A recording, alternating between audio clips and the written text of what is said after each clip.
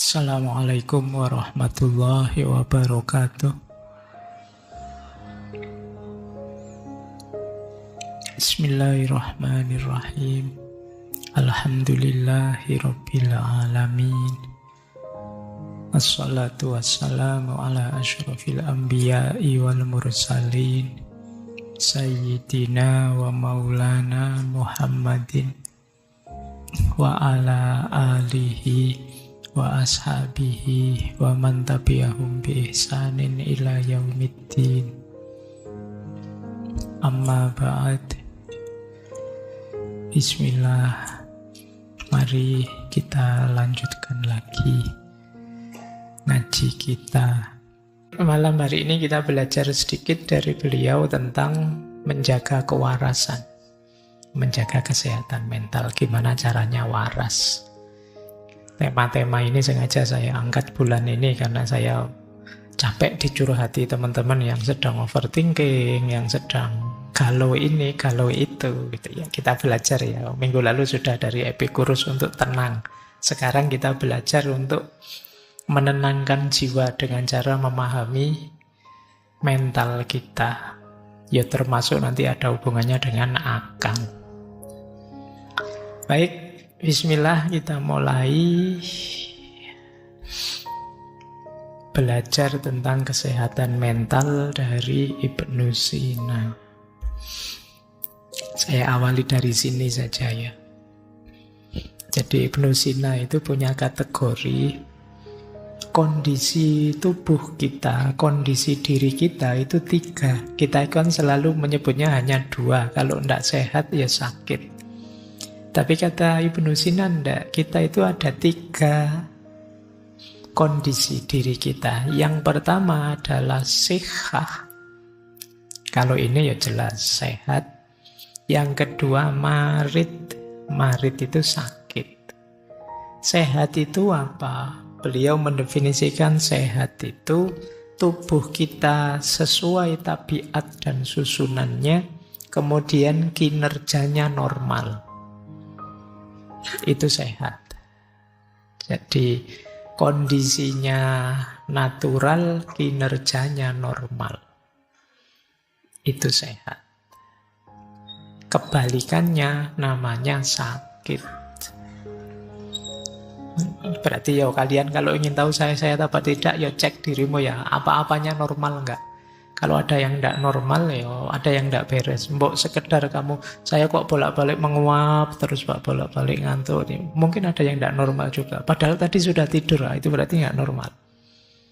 Pokoknya kinerjanya normal, situasinya alami, natural, tabiatnya dan susunannya normal, berarti kita sehat. Kalau tidak begitu, berarti kita sakit. Termasuk nanti jiwamu.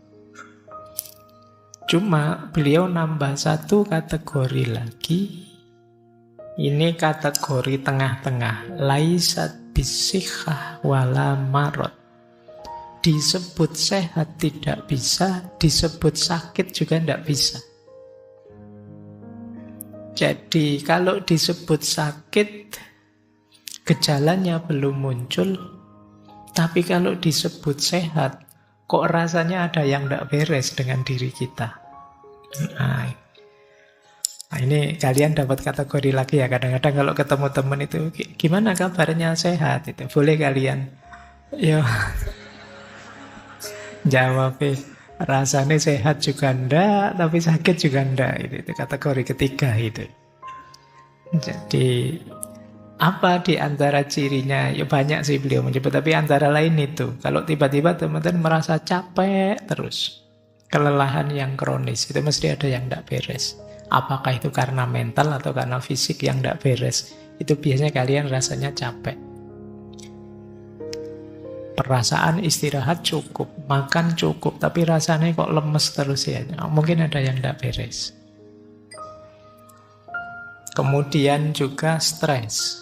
Tidak ada apa-apa kok rasanya stres terus ya. Cemas terus. Pikiran ini rasanya nggak ada tenang-tenangnya. Padahal juga nggak ada apa-apa, entah karena apa.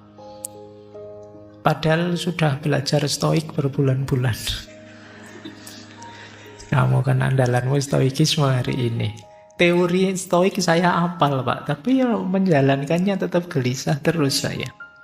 Ngaji filsafat di bolan-balani diulang-ulang, ya hasilnya cuma ngantuk.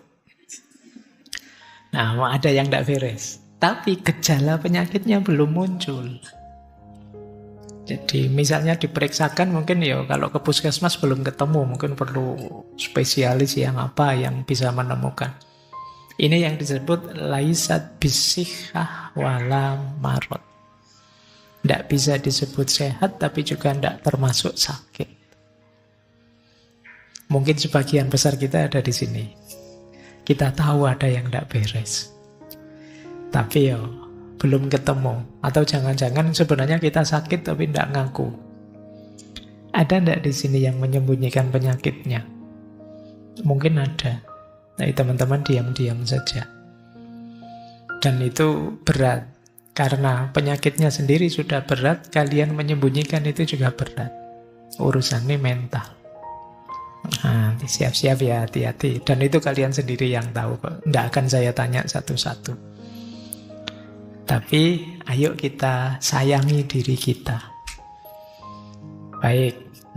Jadi ini ya kondisi tubuh kita hari ini, sehat, sakit, atau antara-antara. Sehat juga enggak, sakit juga enggak.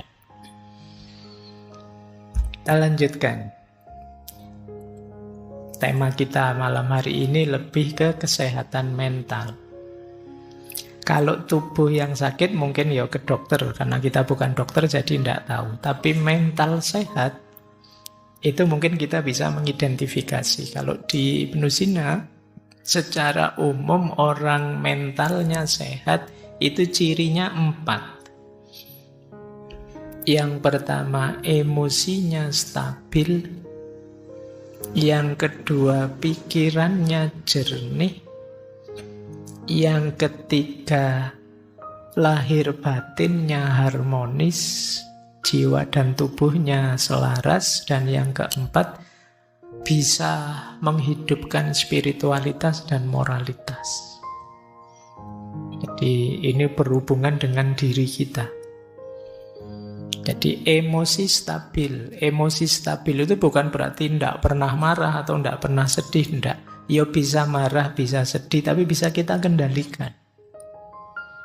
Jadi bisa kecewa, bisa stres juga, tapi tidak berlebihan. Bisa kita kendalikan. Ini namanya emosinya stabil. Tidak meledak-ledak, juga tidak apatis, tidak bisa dipengaruhi, tapi ya bisa. Cuma ya stabil saja. Kita masih bisa mengendalikannya. Ya wajarnya manusia bisa marah, wajarnya manusia bisa kecewa, wajarnya manusia bisa stres, tapi bisa dikendalikan. Ini berarti kita masih sehat. Jadi tidak usah galau. Pak, saya kok marah terus ya Pak? Ya asal kalian masih bisa mengendalikannya, masih tergolong sehat. Tapi kalau kalian marah terus tidak bisa mengendalikan, lupa diri, tidak bisa ngontrol diri, sehingga efeknya marah jauh lebih besar daripada sebabnya, ada yang tidak beres. Mulai harus introspeksi. Kemudian pikiran kita jernih. Pikiran jernih itu berfungsi normal. Jadi bukan berarti harus pinter selevel para filosof, tidak begitu. Pikiran jernih itu bisa kita pakai untuk hidup sehari-hari, untuk hidup normal. Kadang-kadang ada orang yang pikirannya tidak fokus, terganggu, dipakai mikir tidak bisa, buntu, dan lain sebagainya. Jadi hidupnya mungkin mengandalkan insting saja, dia kalau diajak mikir tidak nyampe, bingung. Nah, ini pikirannya tidak jernih. Atau terganggu oleh mindset macam-macam, wawasan dari medsos apa dan lain sebagainya, sehingga tidak jernih. Pikiran tidak jernih itu, misalnya kalian tidak bisa membedakan ini sehat, ini tidak sehat. Ini menyenangkan, ini menyedihkan. Ini baik, ini buruk. Itu pikiran harus bisa ini. Kalau tidak bisa, ayo kalian cek lagi ya, waras apa enggak. Karena orang yang pikirannya kacau kan kita menyebutnya kurang waras. Makanya Di berbagai sesi kalau bicara tentang filsafat selalu saya wanti-wanti, hati-hati loh ya, manusia itu kuncinya di akalnya. Karena manusia itu hayawanun natik. Jadi kita itu kategorinya binatang secara genus. Cuma kita diistimewakan oleh Allah dengan akal budi kita. Nah, kalau ternyata akal budi ini terganggu, berarti kan ini keistimewaan ini nggak kepake. Manusia minus akalnya, ya yang tersisa hayawannya. Kamu tinggal binatangnya, makanya hati-hati. Pikiran gelap, pikiran buntu, pikiran macet, dan lain sebagainya, itu alamat yang tersisa binatangnya. Ya tadi saya sebut hidupmu mungkin mengandalkan insting saja.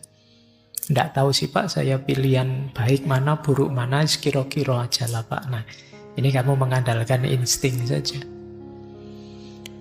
Maka kalau pikiranmu bermasalah, ayo disembuhkan. Jangan dibiarkan saja karena kuncimu ada di situ.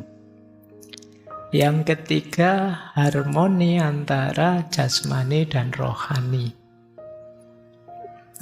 Batin harus sehat, fisik juga harus sehat karena dua-duanya saling mempengaruhi. Nanti Ibnu Sina ini orang pertama yang punya konsep yang sekarang disebut dengan psikosomatis. Jadi jangan dikira mental itu, batin itu tidak mempengaruhi fisik dan juga sebaliknya. Dua-duanya saling mempengaruhi. Kalau mentalmu sedang galau, sedang kacau, lama-lama bisa saja itu kena fisik. Nah, kalau kalian kan biasanya pakai istilah kena mental.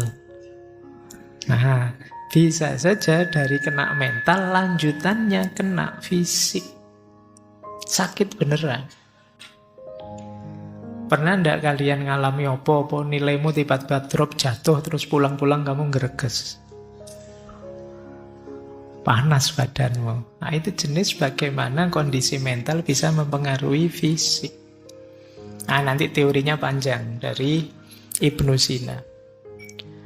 Dan yang keempat, jangan lupa batin kita itu ada unsur spiritualitas. Ada fitrah religiositas. Ada nurani yang mendorong kita untuk bermoral. Ini juga harus hidup. Kalau ini tidak hidup, ada yang hilang dari kemanusiaan kita. Jadi kalau kalian hanya fokus di 3 yang atas, lupa bahwa kita punya spiritual, ada unsur moralitasnya, ya nanti ada bagian tertentu hidupmu yang hilang. Itu kadang orang merasa hampa, merasa jemu, merasa tidak bermakna, dan lain sebagainya. Karena urusan makna hidup, kedalaman hidup itu adanya di spiritualitas. Jadi ayo dicek kalian termasuk mentalnya sehat apa tidak. Kalau tidak, ayo diobati pelan-pelan. Karena sulit kalian bisa sukses kalau dalammu tidak sehat, mentalnya tidak sehat. Kita lanjutkan. Nah, ini konsep dasarnya Ibnu Sina. Kita kenali dulu ya, sisi dalam diri kita, jiwa kita. Hubungannya dengan akal, hubungannya dengan kesehatan mental. Kata Ibnu Sina, jiwa kita itu ada 3 unsur. Kadang orang menyebutnya 3 daya, 3 kekuatan. Yang pertama, jiwa nabatiyah, vegetatif. Itu isinya tumbuh dan reproduksi. Jadi dorongan untuk tumbuh, bereproduksi. Tiba-tiba teman-teman ingin makan, lapar, ingin kawin, bereproduksi. Itu muncul dari daya jiwa namanya vegetatif. Jiwa nabatiyah. Seperti tumbuh-tumbuhan. Nanti ada unsur hayawaniyah. Ini hubungannya dengan emosi, keinginan, cita-cita. Nyari enak, nyari senang, persepsi indrawi. Ini jiwa hayawaniyah. Jadi Jadi kalian punya keinginan apa, punya hasrat apa, punya emosi apa. Nah itu hayawaniyah, jiwa sensitif. Yang ketiga ada insaniyah, jiwa rasional. Berpikir, memahami, termasuk unsur moralitas, spiritualitas itu bagian dari daya jiwa insaniyah. Jadi lapisan diri kita, jadi di balik yang jasad ini, di dalamnya ada aspek vegetatif, sensitif, rasional, nabatiyah, hayawaniyah, dan insaniyah. Yang disebut kesehatan mental, kata Ibnu Sina itu kalau antara hayawaniyah dan insaniyah seimbang. Saling mendukung, saling selaras, emosi dan pikiran saling selaras. Cuma kata Ibnu Sina, keselarasan di dalam itu harus dikomandoi oleh insaniyah, oleh yang rasional. Jadi akalnya harus menang, rasionalnya harus menang, ilmunya harus menang. Jadi jangan dibiarkan hayawanannya dominan atau vegetatifnya dominan. Apa ada Pak orang yang hayawanannya, kehewanannya lebih dominan? Ya ada orang yang ambisi, emosional, segala cara ditempuh asal cita-citanya tercapai, itu hayawaniyahnya dominan. Tidak peduli aturan, tidak peduli norma, hayawaniyahnya dominan. Apa ada Pak orang yang vegetatifnya dominan? Ada. Kalau kalian tiap hari rebahan saja, makan, minum, terus bangun-bangun mikir, kapan ya aku kawin, kapan ya aku... Nah, itu berarti dominanmu vegetatif saja. Nah, kan sekarang banyak orang bilang, wah hari ini banyak generasi rebahan. Itu berarti orientasimu vegetatif saja. Kata Ibnu Sina, daya yang di dalam ini ayo dikendalikan dengan akal yang sehat. Jadi dialah yang tahu mana yang baik, mana yang buruk. Dialah yang bisa ngerem, dialah yang mampu mengendalikan. Akalnya jangan kalah, ilmunya jangan kalah. Cuma syaratnya tadi, akalnya harus jernih, pikirannya harus jernih. Ya kalau pikiranmu sudah kacau, ya sulit. Pikiran bisa mengendalikan. Jadi ini kesehatan di dalam. Makanya kata beliau, akal itu perannya 3 kalau bisa ya. Dia harus mengendalikan. Yang pertama mengendalikan emosi. Yang kedua, mengendalikan hasrat. Yang ketiga, memahami nilai. Ini tugasnya akal. Mengendalikan emosi, ya mengendalikan marah, sedih, takut. Kalau kalian mengalami itu, ayo dikalahkan itu dengan pikiran yang rasional. Kok aku marah sampai segitunya ya? Rugi aku, padahal hal kecil saja saya marah sebesar itu, efeknya luar biasa. Wah Iman, kalau gitu jangan marah yang berlebihan. Kok aku sampai setakut itu ya? Padahal kalau saya takut, saya akhirnya mundur, tidak mau maju lah. Kalau saya tidak mau maju, saya dapat apa? Sudahlah, maju saja, resiko nanti kita bahas belakangan. Ini akalmu menang. Jadi kalau kalian bisa menjadikan akal ini yang mengkomando, ya hidupmu akan lebih bahagia. Jadi yang pertama pengendali. Yang kedua mengendalikan hasrat, ngerem hasrat. Ini hasrat ini kadang kita pakai istilah nafsu.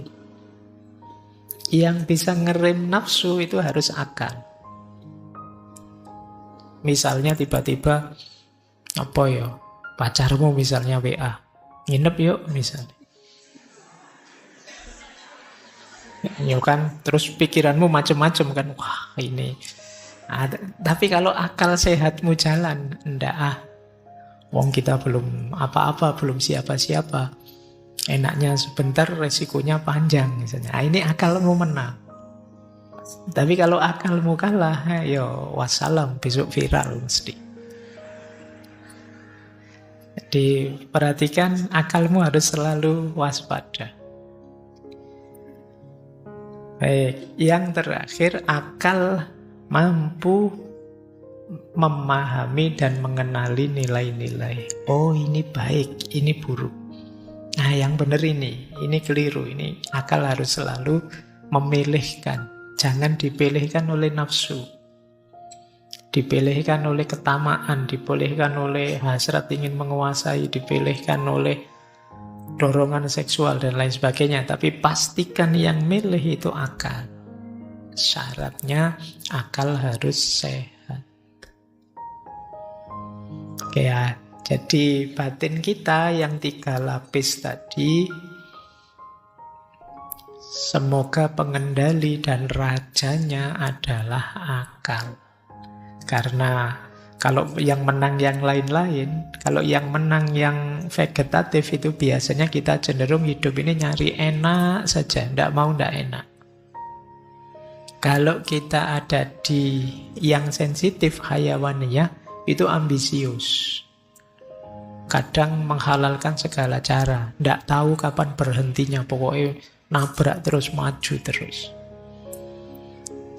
Nah, yang terakhir yang harus menang, daya insaniyah. Disitulah kita jadi manusia. Karena kalau yang di yang pertama, yang nabati itu kita jadi tumbuhan saja, belum jadi manusia. Kalau di hayawaniyah kita jadi hewan. Ayo jadi manusia. Pencirinya manusia akal. Baik, ini yang tentang akal sudah ya. Disitulah pentingnya akal sehat.